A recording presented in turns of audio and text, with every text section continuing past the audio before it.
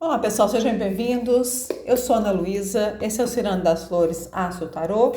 Fazer uma leitura para a semana que vai do dia 4 a 10 de maio.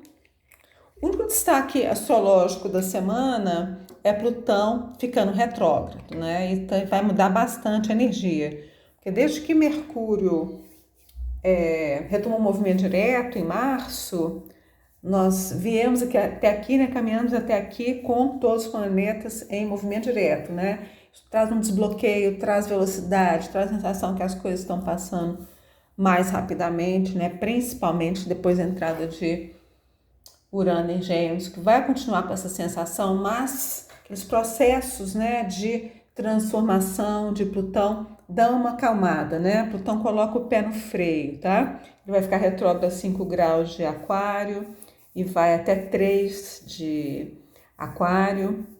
E nós vamos resgatar tudo que a gente trabalhou lá, inclusive conectando com a energia de abundância da Imperatriz e do Divino Feminino, né? E não sei se eu falei, mas isso acontece no dia 6, na quarta-feira. Então é o único destaque, o único grande destaque astrológico da semana. Quando o Plutão fica retrógrado, de certa forma também a gente interrompe aquele lado do renascimento e volta um pouco também para retrabalhar questões internas mais profundas, se voltar para dentro, rever posturas mentais, crenças, né, limitadoras, tá? Então, volta um pouco para a fase da morte, do desfazer e do desconectar de Plutão. Outro destaque aí no dia 6, mas não é um destaque astrológico, eu vou estar fazendo 10 anos no YouTube, uma década. O que vocês acham que eu poderia fazer para comemorar essa data? Dê seu comentário aí, sua sugestão. E também gostaria de saber há quanto tempo você me acompanha. Sei que tem pessoas que estão aqui desde o começo, ou se você está chegando agora. Vamos então aí 10 anos, né? Podia fazer uma coisa diferente, comemorar, mas ainda não tive nenhuma ideia. Vou fazer uma tiragem nova. Vamos ver aqui as cartas para segunda e terça-feira, tá?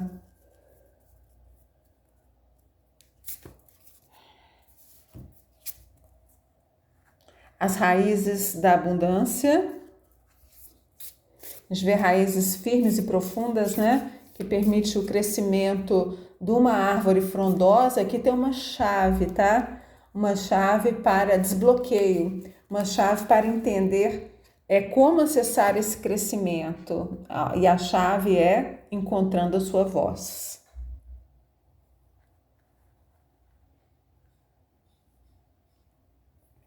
E a gente está vindo, né, da energia da lua cheia em Escorpião, aí que aconteceu no dia 1º, então a gente ainda está na janela dela, e lá no mesmo dia a gente teve a ativação da conjunção de Quirón e Mercúrio, tá? Então, uma vez que eu curo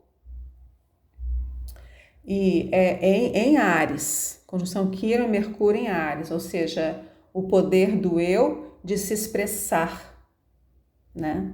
Isso é uma coisa meio batida já, mas é interessante falar que o bebê, quando ele nasce e ele chora, ali foi o primeiro sopro, né? E a primeira expressão dele no mundo, e ele ocupa o lugar dele no mundo ali a partir daquele primeiro choro, tá? E é também a voz dele que atinge outros ouvidos, tá? Então tem algo aqui para você descobrir nessa semana e acessar um segundo caminho, uma segunda fase, uma segunda etapa na sua vida em questão das suas raízes, em questão de as coisas que você planta e você quer ver crescer ao longo do tempo, o seu próprio legado. Então essa carta aqui fala: encontre a sua voz. E esse é um papel também de Netuno em Áries, né?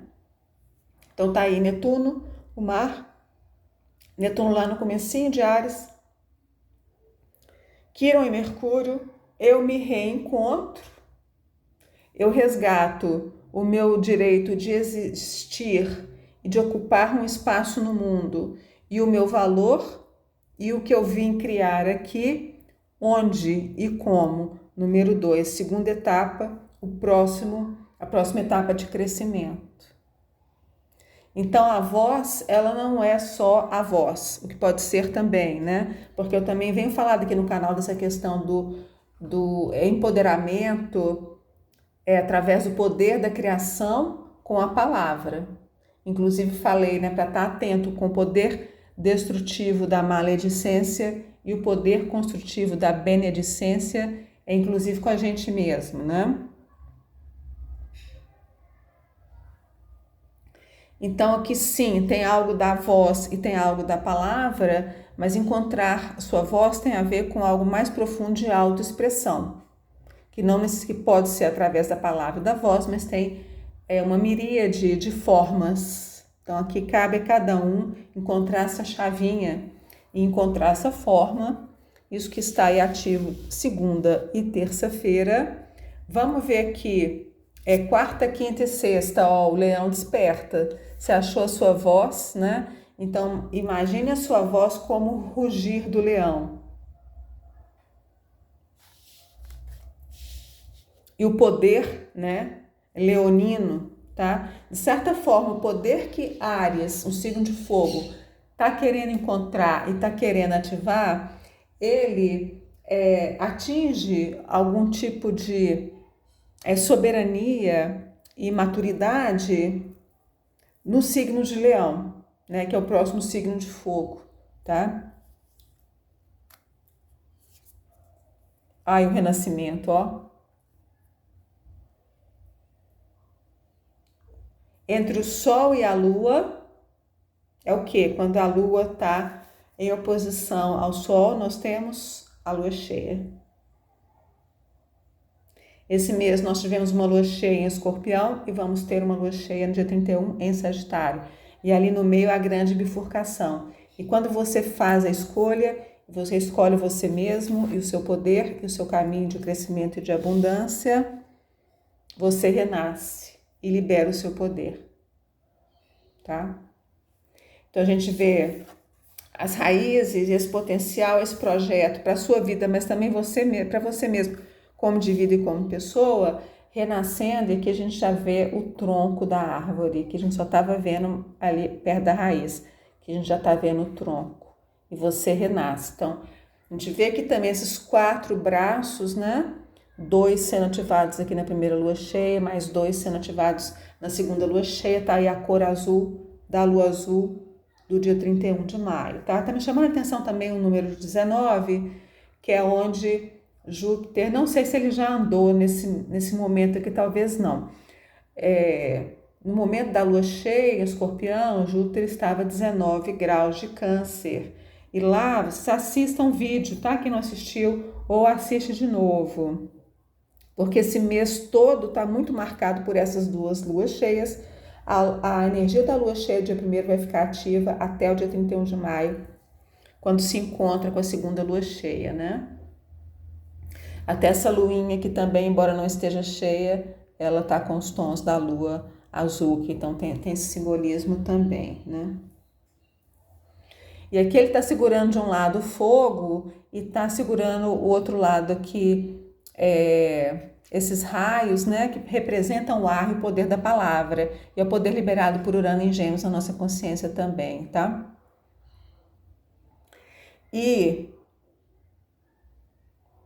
Plutão em Aquário também, a gente dá um tempo de ficar criando coisas novas e tendo visões novas para incorporar algo, para escolher algo, senão a gente fica eternamente criando ideias e pulando de uma ideia para outra e não lançando uma raiz, tá? Então cuidado com isso. O que eu estava falando aqui de Júpiter em Câncer, no grau 19, falando para vocês assistirem a leitura da lua cheia, porque lá eu chamo atenção para os números. E lá o 19 é a combinação do 1 e do 9. Então, momento de grandes encerramentos com o 9, que também estava ativado na lua cheia, e o ativamento dessa linha aqui da lua cheia, lua e sol, ativando o 11-11. E Júpiter aqui, então, capturando isso, né? Então, 9 grandes encerramentos, o 1 representa um novo começo. E aqui fica aquela questão, você vai encontrar a sua voz, esse é o caminho de renascimento, de reconstrução e entrar num ciclo novo, ou você vai voltar para o mesmo padrão e começar do um novo ciclo, mas ainda trabalhando as mesmas questões e com a mesma consciência, né? Então, o 11, ele nos ativa, acabei de ver o 38 aqui, nos segundos, né? Reduz a 11. Ele nos ativa a possibilidade de ir para o 2. Então, tanto o 11 representa esse patamar mais elevado, né? Essa liberação e esse renascimento, como o 11 reduz a 2, está aqui. Essa segunda fase, essa segunda chance, né? Sábado e domingo, ó. Prontos, então, para lançar o nosso desejo ao universo. E aqui tá falando que é preciso abrir mão de algo, né? Aqui o que... E aqui, ó, Câncer. Então, Júpiter em Câncer, Júpiter também fazendo um trígono com a lua cheia, né? Então, essas energias estão fluindo juntas, tá? E Júpiter em Câncer fala de questões de família, de ancestralidade, do passado, de onde você quer estar no mundo daqui para frente, o que você quer construir em relação da sua própria família, sua própria casa, o seu próprio nutrir e ser nutrido. Tá? Aqui também tem um resgate da criança interior, pode ser coisas que estão te prendendo ao passado através da sua criança interior. Então aqui tem questões de família, questões de sonhos que não se manifestaram, questões de arrependimentos, né? Às vezes pessoas que a gente gostaria de estar num relacionamento amoroso e aquilo não aconteceu, a gente não consegue se desvencilhar. Também pessoas que já saíram da nossa vida, ou não faleceram, às vezes podem nos manter presos ao passado, né? E tristezas, arrependimentos. Então é preciso sacrificar uma versão antiga para poder renascer, e esse é o processo de Plutão. Então Plutão está querendo também chamar para isso, né? Então, idealmente, uma versão nossa é colocada para descansar, né? Para uma nova poder renascer. Mas aqui essa questão do sacrifício fala disso, né? Fala de abrir mão, fala de não ser possível estar em 2 mundos. E aqui tem o perigo de ficar entre os mundos, ficar numa certa forma de limbo, né? E ficar numa certa estagnação, tá? Às vezes a gente precisa também rever os nossos desejos, a gente precisa rever os nossos objetivos, o que a gente enxerga como realização, felicidade, sucesso, propósito, e como que a gente acha que a gente vai chegar lá. Então, questões da própria identidade, encontrar a própria voz também fala libertação do que as outras pessoas pensam que a gente é, ou que a gente foi no passado, né? Eu costumo falar isso aqui, às vezes você encontra com pessoa que você não via há 10, 20, 30 anos, a pessoa, ela interage com você como se fosse aquela pessoa lá do passado, da infância, ou quando você tinha 20 anos. E você, claro que varia com a idade de cada um, né? Então, é esse tipo de coisa também que às vezes mantém a gente preso, e a gente tem a capacidade de se libertar disso e de ser um ser em evolução e em transformação e em transmutação. Embora nem todos sejam, tá? Que está sendo indicado, recomendado o uso da obsidiana preta, porque tá negra, né? Ela pode refletir para a própria pessoa o que ela pensa de você, né? Aí as pessoas, elas nos aprisionam na ficção que elas têm na mente delas, de quem a gente é, E 1 também, uma imagem que elas congelaram do passado.